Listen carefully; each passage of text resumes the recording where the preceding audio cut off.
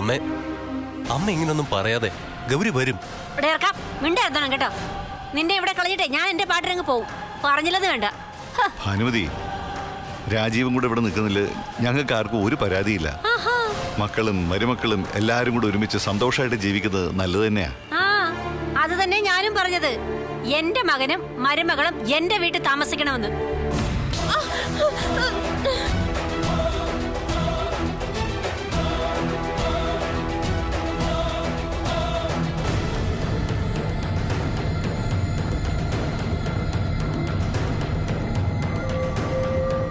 അമ്മേ, ദേ ഗൗരി.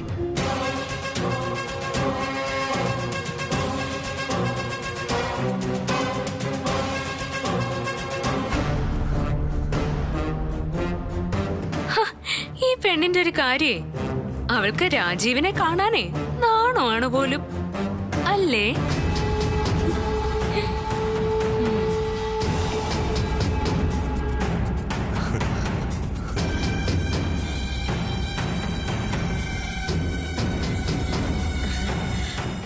ഗൗരി, നിനക്ക് സുഖല്ലേ ഗൗരി?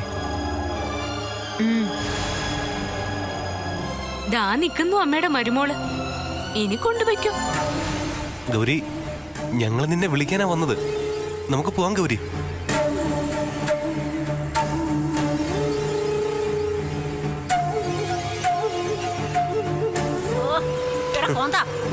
ഇങ്ങനെ പെണ്ണുമ്പളുടെ മുന്നിൽ നട്ടല് വളഞ്ഞു നിന്നാലേ അവസാനം അവളെ നിന്റെ പുറത്ത് കയറി കാളിമർദ്ദനം ചെയ്യും, അറിയോ?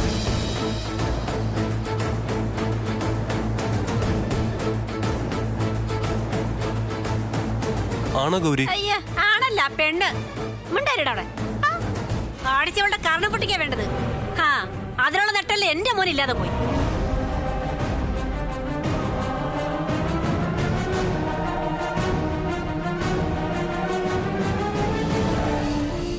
മോളെ, രാജീവും അമ്മയും വന്ന് നിൽക്കുന്ന കണ്ടില്ലേ? വേഗം ചെന്ന് ഡ്രസ്സൊക്കെ മാറി പെട്ടിയും പാക്ക് ചെയ്ത് ഇവരുടെ കൂടെ പോകാൻ നോക്ക്.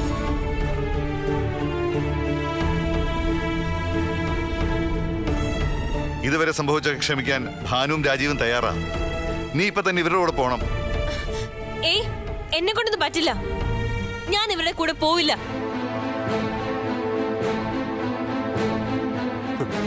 ഗൗരി, നിന്റെ രാജീവേട്ടനെ വിളിക്കുന്നേ. നമുക്ക് പോവാം. അവക്ക് വേണ്ടെങ്കിലേ പിന്നെ നിനക്കെതിരടാ അവളെ. വാ വാ, നടക്ക്. അമ്മേ, നിക്കമ്മേ, ഗൗരി വരും. ഓ, ഞാൻ വരില്ലെന്നല്ലേ പറഞ്ഞത്. അത് നടക്കില്ല ഗൗരി. നീ ഇവർക്കൊപ്പം പോയേ പറ്റൂ. നിന്നെ ഇനി ഇവിടെ താമസിപ്പിക്കാൻ ഞങ്ങൾ തയ്യാറല്ല. നീ എന്താ കരുതിയത്? എല്ലാ കാലവും ഇവിടെ നിന്ന് കുത്തിത്തിരിപ്പുണ്ടാക്കി ജീവിക്കാന്നോ? ഇനി അത് പറ്റില്ല.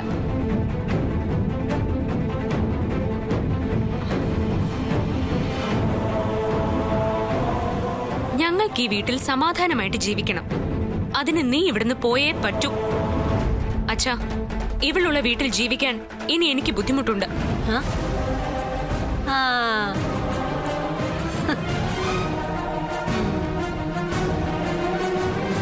എന്നെ വിഷം തന്ന് കൊല്ലാനുള്ള ഗൂഢാലോചനയാണ് ഇന്നലെ ഇവര് രണ്ടും കൂടി നടത്തിയത്.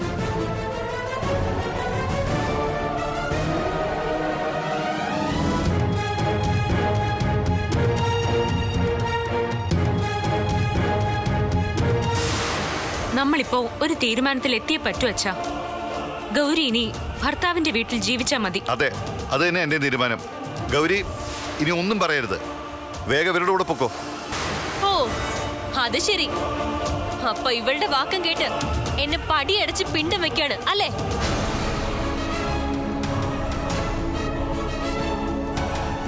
എടി, നീ ഇപ്പൊ ജയിച്ചു. ഞാൻ പോവാ. പക്ഷേ നാളെ നേരം വെളുക്കുമ്പോ നിങ്ങൾ എല്ലാരും അങ്ങോട്ട് വരേണ്ടി വരും, എന്റെ ശവം കാണാൻ.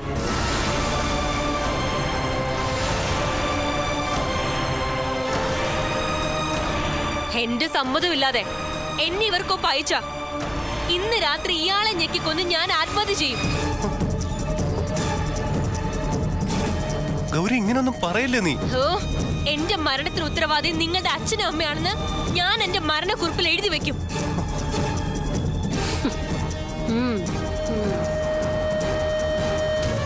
വയസ്സുകാലത്ത് അച്ഛനും അമ്മയ്ക്കും കൂടി ജയിലിനകത്ത് പോയി കിടക്കാം. എന്താ അത് വേണം? എന്നാ പിന്നെ എനിക്കത് തന്നെ ഒന്ന് കാണണം. എന്റെ മോനെ നീ കൊല്ലുന്നെങ്കിൽ അവനങ്ങ് ചാവട്ടടി. അമ്മ ഇവന്റെ ജീവൻ അത്ര ആയുസുള്ളൊന്ന് ഞാനങ്ങ് സമാധാനിച്ചോളാം.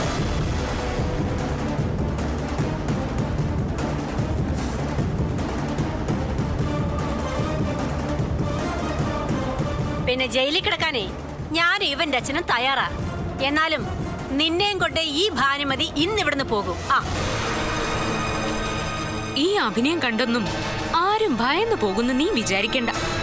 നീ ഇതും ഇതിലപ്പുറവും പറയുമെന്ന് ഞങ്ങൾക്ക് നന്നായിട്ടറിയാം. രാജീവിനെ കൊന്നിട്ട് നീ മരിക്കാൻ തീരുമാനിച്ച നഷ്ടം നിനക്ക് മാത്രമേ ഉള്ളൂ.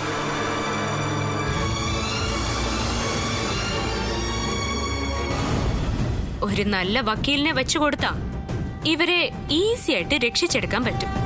അതുകൊണ്ട് അങ്ങനെ നീ ഞങ്ങളെ ഭയപ്പെടുത്തി രക്ഷപ്പെടാന്ന് വിചാരിക്കണ്ട.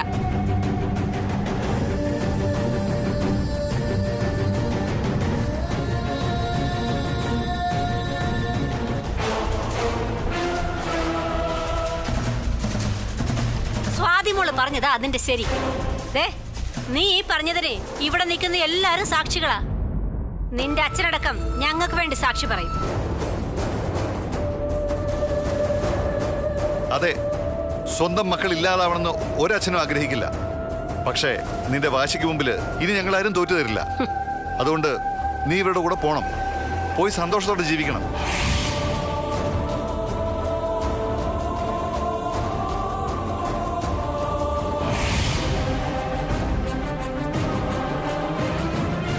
ഒരു കാര്യം നീ മനസ്സിലാക്കണം ഗൗരി, എല്ലാവരുടെയും ജീവിതം അവരവർക്ക് പ്രിയപ്പെട്ടതാണ്. ഇനി നിനക്കൊരിക്കലും രാജീവിന്റെ കൂടെ ജീവിക്കാൻ കഴിയില്ല എന്നാ നിന്റെ തീരുമാനമെങ്കിൽ പിന്നെ ഒരു വഴിയേ ഉള്ളൂ, ഡിവോഴ്സ്. അത് തന്നെ അച്ഛാ നല്ലത്. ഇങ്ങനെ രണ്ടായിട്ട് ജീവിതകാലം മുഴുവൻ ജീവിച്ചിട്ട് എന്താ കാര്യം? നിന്നെ ഞാൻ പൂട്ടൂന്ന് നേരത്തെ പറഞ്ഞതല്ലേ? ഇനി നിനക്ക് രക്ഷയില്ല, നീ പോയേ പറ്റൂ.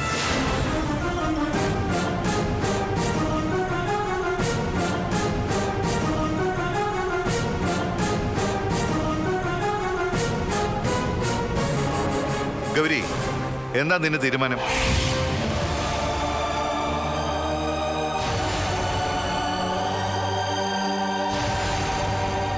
ശരി, ഞാൻ സമ്മതിച്ചിരിക്കുന്നു.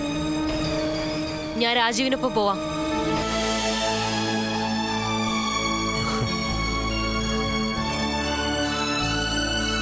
പക്ഷേ ഞാൻ പറയുന്ന ഒരു കാര്യം നിങ്ങൾ എല്ലാവരും അംഗീകരിക്കണം. ഇന്നെനിക്ക് പോവാൻ സാധിക്കില്ല. ഒരു മാസത്തെ സമയം നിങ്ങൾ എല്ലാവരും എനിക്ക് തരണം.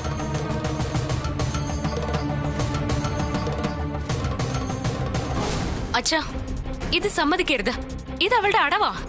അല്ല, ഞാൻ വാക്ക് പാലിക്കും, സത്യം. ശരി, തൽക്കാലം നീ പറഞ്ഞത് ഞങ്ങൾ അങ്ങ് വിശ്വസിക്കുക.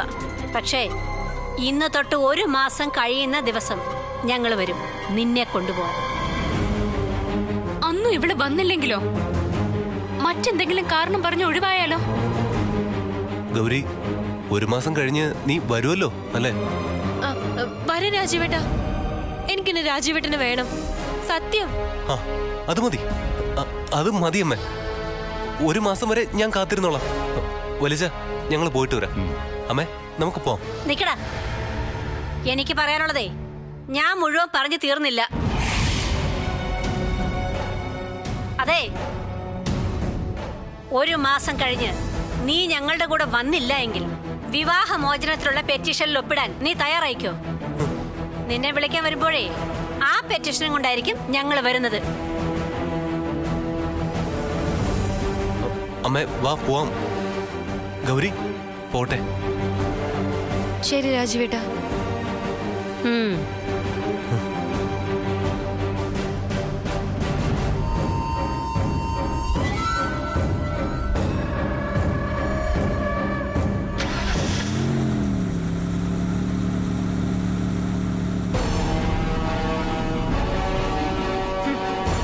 അവളൊരു പൂട്ടും കൊണ്ട് വന്നിരിക്കുന്നു. കണ്ടില്ലേടി, നിന്റെ പൂട്ട് ഞാൻ ഈസി ആയിട്ട് പൊളിച്ചത്. സ്വാതി, നീ ഒന്നും ഓർത്തോ, ഈ ഗൗരിയെ തളയ്ക്കാനുള്ള ശക്തിയൊന്നും നിനക്കില്ല. ഓ, എന്തൊരു അഹങ്കാരമായിരുന്നു.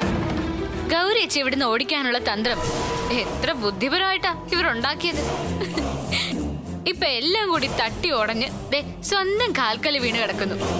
ഇനിയെങ്കിലും മതിയാക്കിക്കോ ഗൗരി ചേച്ചി ഇവിടുന്ന് ഓടിക്കാനുള്ള പരിപാടി. എടി, എന്റെ മുന്നിൽ നിനക്കൊരിക്കലും ജയിക്കാനാവില്ല. നിന്റെ കയ്യിലെ ദാ ഈ കാണുന്ന പൊണ്ണത്തടി മാത്രമേ ഉള്ളൂ. ഇതിനകത്തെ കാഞ്ഞ ബുദ്ധിയാ. നിന്റെ ഏത് പൂട്ടും ഈ ഗൗരി പൊളിച്ചിരിക്കും. അല്ലെങ്കിൽ നീ ഒന്നും കൂടെ ശ്രമിച്ചു നോക്ക്. ബാടി, നിക്കടി അവിടെ. ലോകം കീഴടക്കിയ അഹങ്കാരമൊന്നും നിനക്കിതില് വേണ്ട. തൽക്കാലത്തേക്ക് നീ പറഞ്ഞത് അവര് വിശ്വസിച്ചു, അത്രേ ഉള്ളൂ.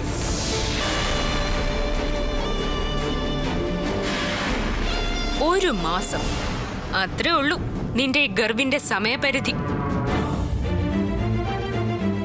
അത് കഴിഞ്ഞ ഇതേപോലെ ഞങ്ങളുടെ എല്ലാം മുന്നിൽ നിനക്ക് വീണ്ടും നിൽക്കേണ്ടി വരും. അന്ന് നീ എന്ത് ചെയ്യും? എന്ത് പറയും?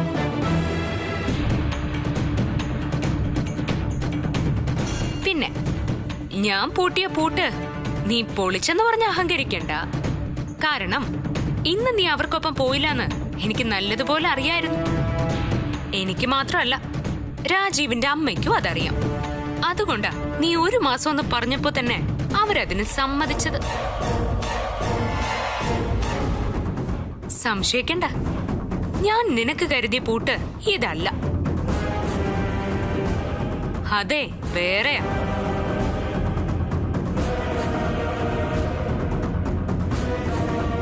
അത് കണ്ടുപിടിക്കാനുള്ള പ്രായമൊന്നും നിനക്കായിട്ടില്ല.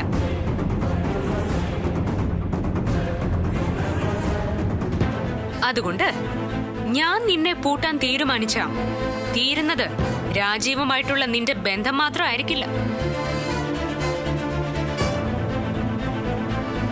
നിന്റെ ഈ ജന്മം തന്നെ ആയിരിക്കും. കൊള്ളാം.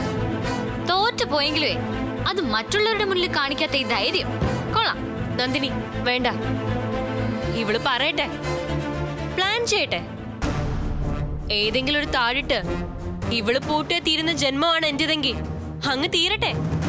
ഞാൻ അങ്ങ് സഹിക്കും. അതെ, പുതിയ പൂട്ട് എവിടുന്നാ? കേരളത്തിൽ നിന്നാണോ അതോ മറ്റേതെങ്കിലും സംസ്ഥാനത്ത് നിന്ന് വാങ്ങാനാണോ ഉദ്ദേശം? ഇനി അതും അല്ലെങ്കിൽ വിദേശത്തുനിന്ന് ഒരെണ്ണം വരുത്തി തരാം. എന്താ പോരെ? എനിക്കതിനെങ്ങും പോകണ്ട ഗൗരി. ആ പൂട്ട് എന്റെ കയ്യിൽ തന്നെ ഉണ്ട്. ഭദ്രമായി നിധി പോലെ ഞാനത് സൂക്ഷിച്ചു വെച്ചേക്ക. ഞാൻ അതിലൊന്ന് കൈ തൊട്ടാ പോലും നീ നിന്ന് കത്തും.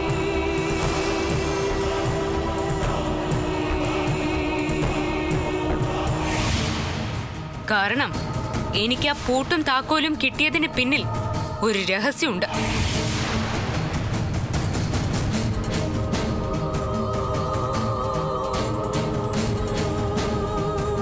അത് നീ താങ്ങില്ല മോളെ. ഞാൻ ഒരു ക്ലൂ കൂടി തരാം. നീ പൂന്താനത്തിന്റെ ജ്ഞാനപ്പാന കേട്ടിട്ടുണ്ടോ? എന്തോന്ന്? ജ്ഞാനപ്പാന. അതിലെ ഒരു വരിയുണ്ട്. 2-4 ദിനം കൊണ്ടൊരുത്തനെ തണ്ടിലേറ്റി നടത്തുന്നതും ഭവാൻ, മാളിക മുകളേറിയ മന്നന്റെ തോളിൽ മാറാപ്പ് കേറ്റുന്നതും ഭവാൻ. ഇതേ നിനക്ക് ചേരും. നന്നായിട്ടൊന്ന് ആലോചിച്ചു നോക്ക്. ഉത്തരം കിട്ടിയാലേ എന്നെ വിളിക്ക്. ഏടത്തി ഇവിടെ തന്നെ ഉണ്ടാകും.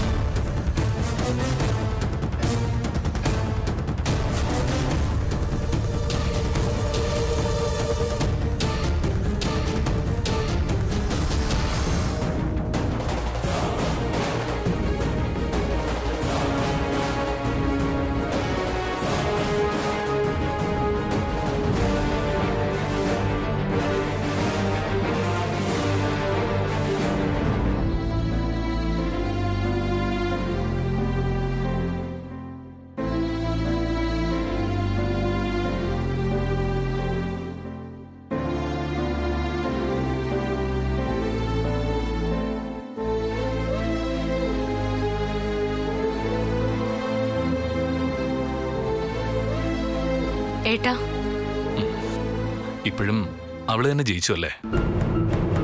അവൾ എന്തിനാ വീണ്ടും കുഴപ്പങ്ങൾ ഉണ്ടാക്കാൻ ഇവിടെ നിൽക്കുന്നതെന്ന് എനിക്ക് മനസ്സിലാവാത്തത്. എന്തായാലും 1 മാസം കഴിഞ്ഞാ അവൾക്ക് പോയല്ലേ പറ്റൂ. അതുവരെ നമുക്ക് തൽക്കാലം ക്ഷമിക്കാം. പക്ഷേ ഞാൻ പ്ലാൻ ചെയ്തിട്ടാ രാജീവും അമ്മയും വന്നതെന്ന് അവൾക്ക് മനസ്സിലായി. അവളെ ഇവിടുന്ന് വേദനിപ്പിച്ചിറക്കി വിടാൻ അച്ഛനും എനിക്കും കഴിയില്ലെന്ന് അവൾക്ക് അറിയാം. തൽക്കാലം നമുക്ക് ക്ഷമിക്കാം, അതേ മാർഗമുള്ളൂ. ഇപ്പോ നിന്നോടവൾക്ക് ഒന്നുകൂടി ശത്രുത കൂടിയല്ലേ? അത് സാരമില്ല.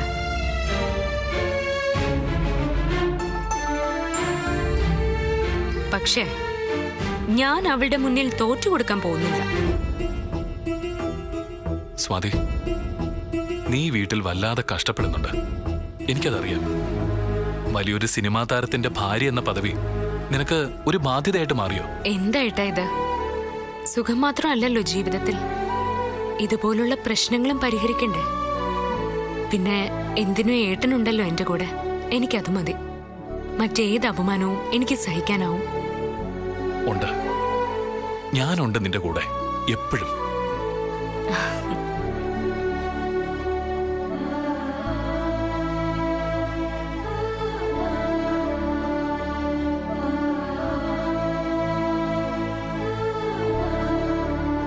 ഗിരിയുടെ ആദ്യ വിവാഹം ഡിവോഴ്സായി. അതുപോലെ ഇനിയൊരു ഡിവോഴ്സ് കൂടി ഈ വീട്ടിൽ ഉണ്ടാവരുത്. അത്രേ ഞാൻ ഉദ്ദേശിക്കുന്നുള്ളൂ. എനിക്കറിയാം, പക്ഷെ അവൾ അത് മനസ്സിലാക്കുന്നില്ലല്ലോ. ആരും മനസ്സിലാക്കിയില്ലെങ്കിലും ഏട്ടൻ അറിയാലോ, അത് മതി. അതെ, അടുക്കളയിലൊന്നും ആയിട്ടില്ല. ഞാൻ അങ്ങോട്ടൊന്നും ചെല്ലട്ടെ, അല്ലെങ്കിൽ ഉച്ചയ്ക്ക് പട്ടിണിയാവും. സുന്ദരിമാരൊന്നും അടുക്കളയിൽ കയറില്ലല്ലോ.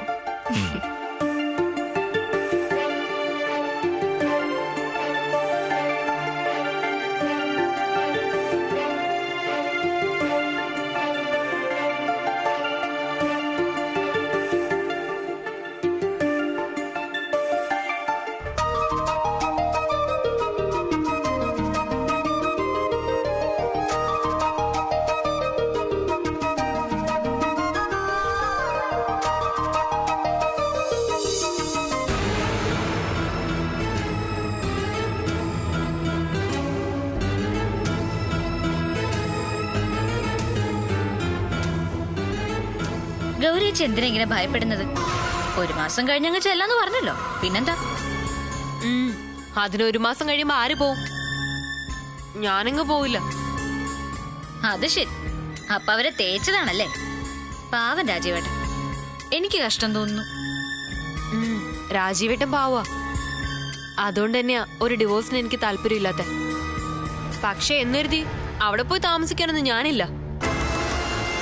എന്നാ പിന്നെ രാജീവേട്ടനോട് ഇവിടെ വന്ന് താമസിക്കാൻ പറയും. അപ്പൊ പിന്നെ നിങ്ങക്ക് ഒരുമിച്ച് താമസിക്കാമല്ലോ. ഏയ്, അതൊന്നും പെട്ടെന്ന് നടക്കാൻ പോകുന്നില്ല. പക്ഷേ അവരെ 2 പേരും ഒപ്പം നിർത്തിയേ പറ്റൂ. നീ അതിന് പറ്റിയൊരു ഐഡിയ പറഞ്ഞേ.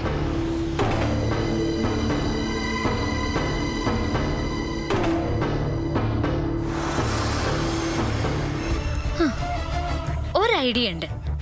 എന്താ എന്താ പറ.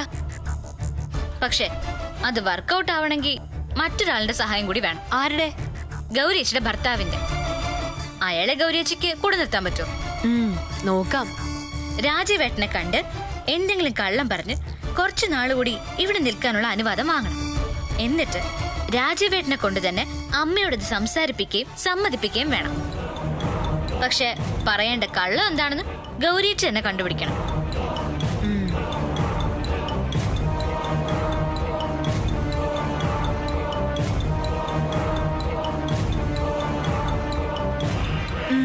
കിട്ടി, നല്ല ഉഗ്രൻ ഒരു ഐഡിയ കിട്ടി.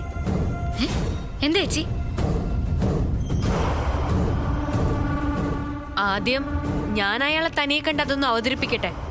വർക്കൗട്ടായാ ഞാൻ നിന്നോട് പറയാം. അത് ശരി. കൂടെ നിന്ന് എന്നോട് പറയാൻ ഗൗരിയേച്ചിക്ക് എന്താ എത്ര ബുദ്ധിമുട്ട്? ഹേയ്, ഒരു ബുദ്ധിമുട്ടുമില്ല. സ്വത്തിന്റെയും പണത്തിന്റെ കാര്യത്തില് ആ തള്ള ഭയങ്കര ആക്രാന്തക്കാരിയാ. എന്നുവെച്ചാ അത് അതിൽ പിടിച്ച് ഞാനൊരു കയറ്റങ്ങ് കയറും. നീ നോക്കിക്കോ. ആദ്യം ഞാൻ അയാളൊന്ന് വിളിക്കട്ടെ.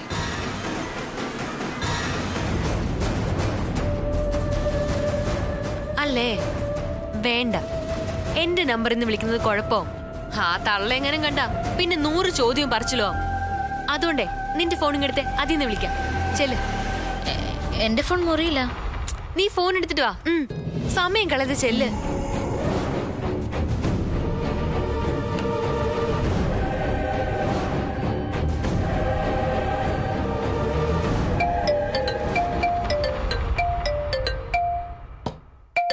നന്ദിനി, നന്ദിനി,